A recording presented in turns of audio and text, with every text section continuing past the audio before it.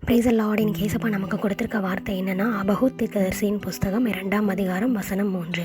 குறித்த காலத்துக்கு தரிசனம் இன்னும் வைக்கப்பட்டு இருக்கிறது, முடிவிலே அது விளங்கும், அது பொய் சொல்லாது, அது தாமதித்தாலும் அதற்கு காத்திரு, அது நிச்சயமாய் வரும், அது தாமதிப்பதில்லை. ஆமேன். இந்த கனமான வார்த்தையை கொடுத்த ஏசப்பாக்கு நம்ம நன்றி செலுத்துவோம். குறித்த காலத்துக்கு தரிசனம் இன்னும் வைக்கப்பட்டு இருக்குதுன்னா, யாரோடைய அற்புதம் கர்த்தரிடத்துல வெயிட்டிங்கில் இருக்குது.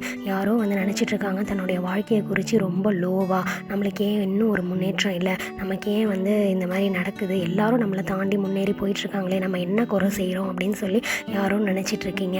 ஏசப்பா கிட்டே ஜெபிக்கிறோம், ஏசப்பா இன்னும் என் வேண்டுதலை கேட்காம இருக்காருன்னு சொல்லி நினச்சிட்டு இருக்கவங்களுக்காக தான் இந்த வார்த்தை வருது. ஏசப்பா என்ன சொல்கிறாங்கன்னா, உன்னோட காரியம் என் கரத்தில் இருக்குது, அது சீக்கிரமாக உன்னிடத்துல சேரும், அது இனி தாமதிப்பதில்லை, அது பொய் சொல்லாது, நீ அதுக்கு காத்துரு, அது நிச்சயமாய் உன்னிடத்துல சேரும் முடிவில் அப்படின்னு சொல்லி ஏசப்பா அந்த நாளில் நமக்கு ப்ராமிஸ் பண்ணுறாங்க. அவ்வளோ பெரிய கர்த்தர் நம்மளோடு இருக்கும் போது நம்மளுக்கு எதை குறிச்சும் கவலை வேண்டாம். நம்ம ஜெபம் பண்ணிட்டு காத்திருந்தோம்னா ஆண்டவர் நமக்கு அந்த காரியத்தை நம்ம இடத்துல கொண்டு சேர்ப்பார். அவர் குறித்த வேலையில் நமக்கு கிடைக்கும் போது அது நமக்கு இன்பமாக இருக்கும், நம்மளுக்கு ரொம்ப சந்தோஷத்தை உண்டு பண்ணும் அப்படின்னு சொல்லி இந்த நாளில் நமக்கு கற்றுக் கொடுக்குறாரு. இந்த வசனத்தை வேதத்தில் ஒரு எக்ஸாம்பிளோட நம்ம பார்க்கலாம். வேதத்தில் யார் எடுத்துக்கலாம்னா, இஸ்ரவேல் ஜனங்களை எடுத்துக்கலாம். அவங்க யார்? எகிப்து தேசத்தில் அடிமையாக இருந்தாங்க. அவங்களுக்கு அந்த தேசத்தில் எவ்வளோ பாடுகள் இருந்தது என்பதை நம்ம அறிஞ்சிருக்கோம். மோசஸ் தான் அவங்கள அந்த தேசத்துலேருந்து வெளியில் கூட்டிகிட்டு வந்தாங்க. 40 நாளில் போக வேண்டிய கானான் தேசத்துக்கு 40 வருஷம் ஆயிடுச்சு. ஏன்? ஏசப்பா பண்ண அற்புதத்தை அவங்க நம்பலை, ஏசப்பா குறை பேசினாங்க. அதனால் ஏசப்பா மன துக்கப்பட்டு என்ன பண்ணாங்க, 40 நாளில் போக வேண்டிய காரியத்தை 40 வருஷமாக கூட்டிகிட்டு போனதான் நம்ம வேதம் நமக்கு சொல்லுது. எதனால் ஏசப்பா இந்த காரியத்தை இன்றைக்கி சொல்கிறாங்கன்னா, நம்மளில் யாரோ நம்மளுடைய குறைகள்னால நம்மளுடைய ஆசீர்வாதத்தை நம்மளே தட்டி கழிக்கிறோம். அதை ஏசப்பா இந்த நாளில் மாற்றணும்னு நினைக்கிறாங்க. நம்மளுடைய வாயினால், நம்மளுடைய ஒழுங்கின்மையின் குணத்தினால இந்த காரியம்லாம் நமக்கு தடைப்பட்டு போயிடும் அப்படின்னு சொல்லி இந்த நாளில் ஏசப்பா நமக்கு சொல்கிறாங்க. அதை நம்ம மாற்றிக்கணும்னு சொல்லி ஏசப்பா விரும்புகிறாங்க. அதுக்கு உண்மையில நடந்த சம்பவத்தை ஒன்று பார்க்கலாம். ஒரு 2 ஃபேமிலி இருக்காங்க. அந்த 2 ஃபேமிலிக்கும் ஒத்து வரலை. ரொம்ப சண்டை வந்துகிட்டே இருக்குது 2 ஃபேமிலிக்கும். அதனால் எங்கே போனாலும் மனஸ்தாபம், வெளியில் போனாலும் மனஸ்தாபம், வீட்டுக்குள்ளே இருந்தாலும் மனஸ்தாபம். ஏன்னா வெளில போகும்போது அவங்க மாற்றி இன்டைரக்டாக பேசிக்கிறாங்க. இப்படியே பல நாள் போயிட்டுருக்கப்போ ஒரு ஃபேமிலி அதில் ரொம்ப நொந்துட்டாங்க. இனிமேல் நம்ம வாயே பேசக்கூடாது அப்படின்னு சொல்லிட்டு ஆண்டவர் சமூகத்தில் போய் காத்திருந்து ஜெபிக்கிறாங்க. எப்படியாவது இந்த லேடி இங்கேருந்து போயிடணும் அப்படின்னு சொல்லிட்டு. ஆனால் அந்த லேடி போகிறதுக்கு சான்ஸே இல்லை. ஏன்னா அந்த லேடி இருந்தது சொந்த வீடு. இந்த காலத்தில் யாராவது சொந்த வீடை விட்டுட்டு போவாங்களா? போக மாட்டாங்களே. ஆனால் கர்த்தரிடத்துல ஜெபிக்கிறாங்க. காலம் போயிட்டே இருக்குது. 3 மாதம் ஆயிடுச்சு.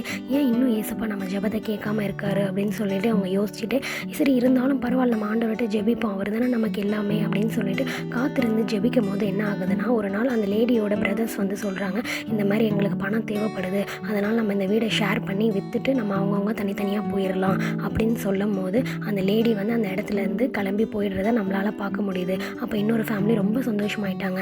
நம்ம ஆண்டவர்கிட்ட ஜெபிச்சோம், குறித்த நேரம் வரும்போது, காலம் வரும்போது ஆண்டவரே அதை நம்ம வாழ்க்கையில் கடந்து போக செஞ்சுட்டாங்க அப்படின்னு சொல்லிட்டு ரொம்ப சந்தோஷப்படுறாங்க.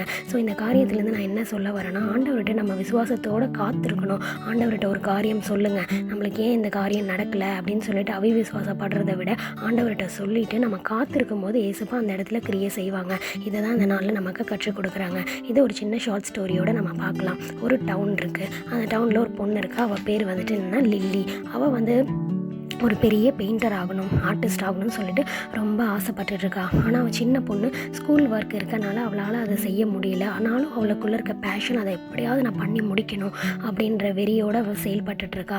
அப்போ என்ன பண்ணுறான்னா, அதிகாலமே எழுந்து அவளோட தூக்கத்தெல்லாம் சாக்ரிஃபைஸ் பண்ணிவிட்டு அந்த ஆர்ட் ஒர்க்கில் கான்சன்ட்ரேட் பண்ணுறா. அப்படி ஒரு நாள் மார்னிங் எழுந்து அவள் பெயிண்ட் பண்ணிகிட்ருக்கா. ஒரு ட்ரீயை பெயிண்ட் பண்ணிகிட்ருக்கும் போது ஒரு ரேபிட், அது பேர் சாம், அது உட்காந்து பக்கத்தில் உட்காந்து பார்த்துட்ருக்கு. என்ன பண்ணுறா இந்த பொண்ணு அப்படின்னு சொல்லி பார்த்துட்ருக்கும் போது அவள் ரொம்ப டெடிக்கேட்டடாக அந்த ட்ராயிங்கை வரைகிறத அந்த சாம் என்ற ரேபிட் ஆழ்ந்து ரசிச்சிட்ருக்கு.